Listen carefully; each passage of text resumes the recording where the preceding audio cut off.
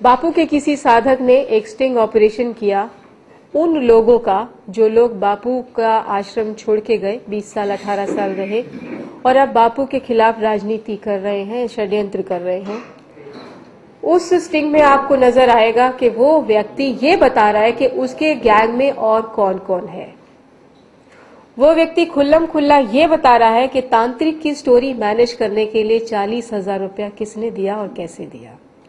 वो व्यक्ति ये बता रहा है कि तांत्रिक को किस होटल में रखा गया और कब रात को उसे शराब दी गई, कब रात को उसे लड़की दी गई।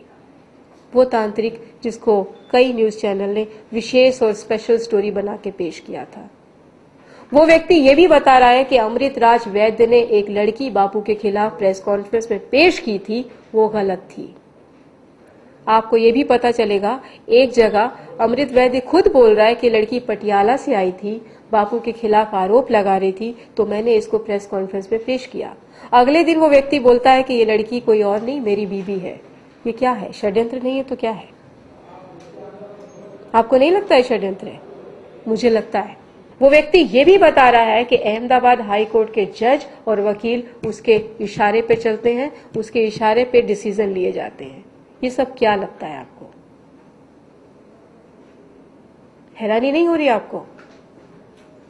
और ये खबरें 1 साल से छपती चली जा रही हैं, जो कोई बेस नहीं, कोई आधार नहीं, कोई सिर पैर नहीं, लगातार बड़े बड़े कॉलम में विशेष और 1-1 घंटे का टेलीविजन में चल रहा है।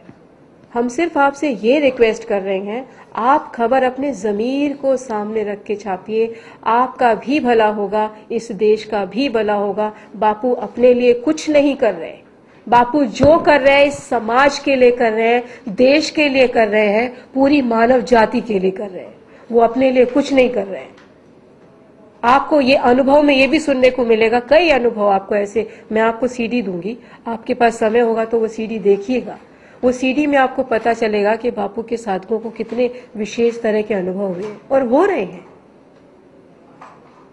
उन्हें चमत्कार कहें या क्या कहें, प्रसाद कहें, जो भी है, उन्हें मिल रहा है, तभी तो वो बापू के पास दौड़ दौड़ के आते हैं। अरे जिस जगह से बापू की गाड़ी भी निकलती है ना, वहां की मिट्टी भी लोग उठा करके सर पे लगाते हैं और घर में ले जाके तिजोरी में रखते हैं। क्या वो पागल है? ये 4-5 आदमी इतने समझदार हैं। और 2 साल से बोला जा रहा है कि बापू सेक्स करते हैं, लड़की ढूंढते हैं। 2 साल से लड़की मिल क्यों नहीं रही उन्हें? 5 लाख रुपए देने पड़ रहे हैं उस लड़की को कि तुमसे ये शब्द बोलो। जिसके साथ होता है उसे पैसे देने पड़ते हैं। वो तो सड़क पे भागता और बोलता है। आज तक तो नहीं मिला, फिर 5 लाख रुपए मैनेज करने की क्या जरूरत थी? पहली बात बता दूं, 1275 के आसपास हमारी समितियां हैं और अब हर समिति एक्टिवेट हो गई है। हर समिति की तरफ से लोग आ रहे हैं अनशन धरना करने के लिए। और ये यही नहीं होगा, ये थ्रू आउट वर्ल्ड होगा।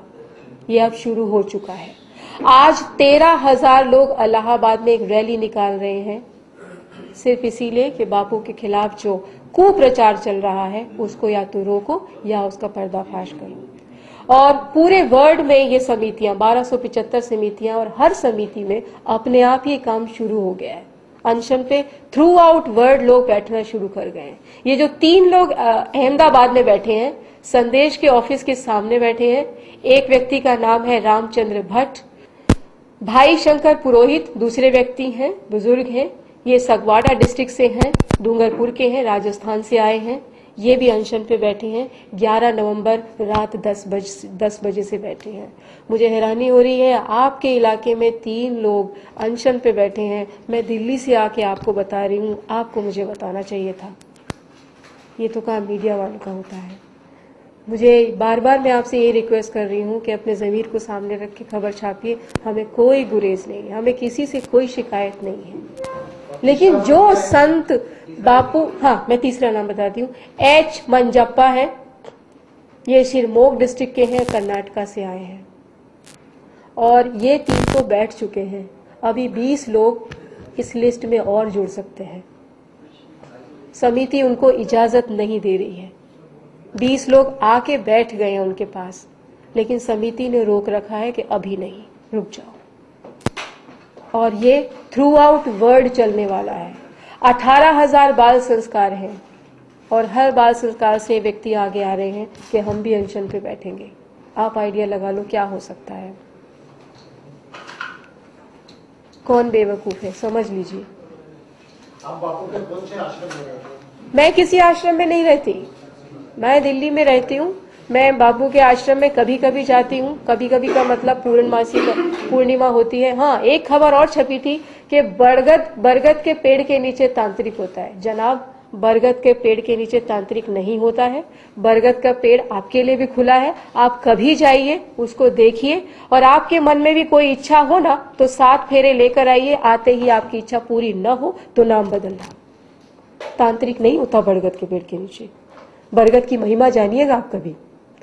बापू के ऐसे कई साधक हैं जिन्होंने भगवान को साक्षात देखा है, वो आके बोलते नहीं है ना, बापू बोलते हैं ये बात।